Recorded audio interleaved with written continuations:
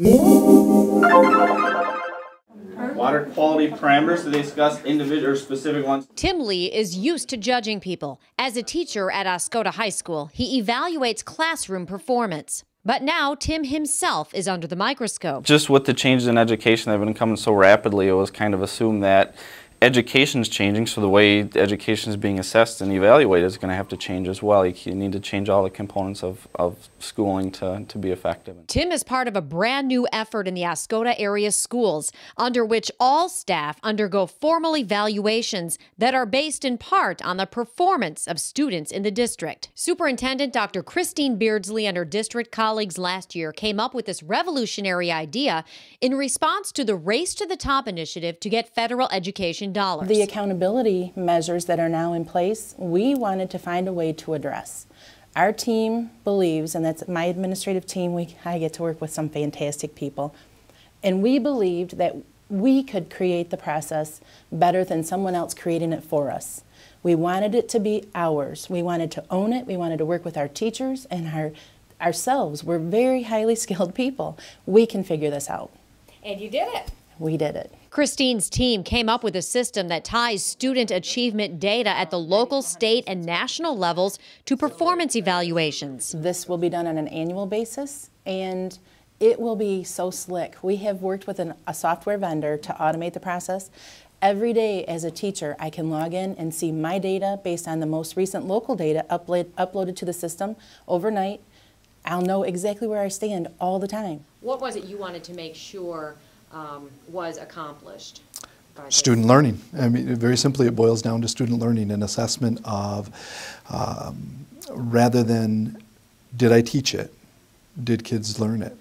That's how we're measured, and that's how we're going to be held accountable. So it's very important that we have multiple assessments and accountability for student learning. So we all have to understand that it's got to be flexible, it's got to do what we wanted it to do, the unintended consequences have to be flushed out, but the intended consequences of improving academic achievement for students based on information, it's just the conversation change in our district, the culture change in our district has been incredible. So incredible, Oscoda Schools worked with Zimco Incorporated of Frankenmuth to develop a software version of the program called Informed Data Results Rubric. Input can be customized, so Oscoda Schools went so far as to copyright the program for other districts to buy. It will explode the industry, I think, for us, because there's just nothing out there that does it in the way this will. We all have a data warehouse. The data is somewhere. Each district can customize it and determine which data pieces they want to pull. It's just going to be that easy. So will that mean a revenue stream for the district possibly? We are hoping that to be the case. The software vendor that we are working with to automate the tool, we've contracted with them to have all rights to market and sell the product, and then the district will earn royalties. You know, I do believe that districts have to think differently about where their revenue comes from, and we might need to do some innovation to create our own revenue sources. Mackinac Center Education Policy Director Michael Van Beek gives Oscoda Schools high grades for coming up with a well-rounded way to evaluate teachers. You know, it's not based strictly on student performance on certain standardized tests. There's a mix of different tests that they use and different value-added measurements to gauge how well a teacher is performing in the classroom. And then it's also weighted against the way that they've always evaluated teachers in the district. So it's a good mix and provides you know, a healthy way of evaluating teachers. We believe that teachers are our greatest resource to educate children. And that's why here in Oscoda, throughout budget reduction processes, throughout, regardless of whatever situation we run into, we always try and put it into the context of the teacher is the key, because they're the ones who directly influence the children the most. Tim Lee's first formal evaluation came back at 77%, which puts him at above proficient status. Has anything you've seen so far in the evaluations of you caused you to go and change any way that you teach your students?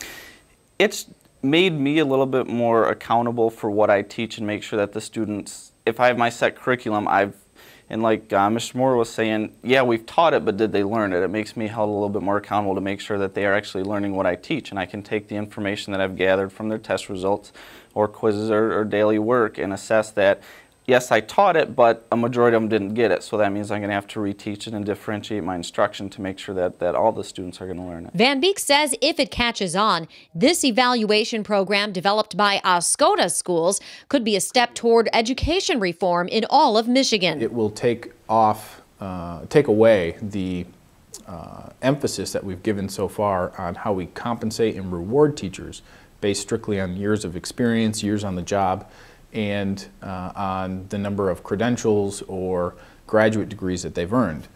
Research shows that those two things have the smallest impact on student learning, whereas an individual teacher's own academic ability has a larger impact, and things that we don't quite know how to quantify quite yet have a big impact. So moving away from that kind of system where we pay teachers based on these things that really don't have an impact on student learning will be good for the state as a whole.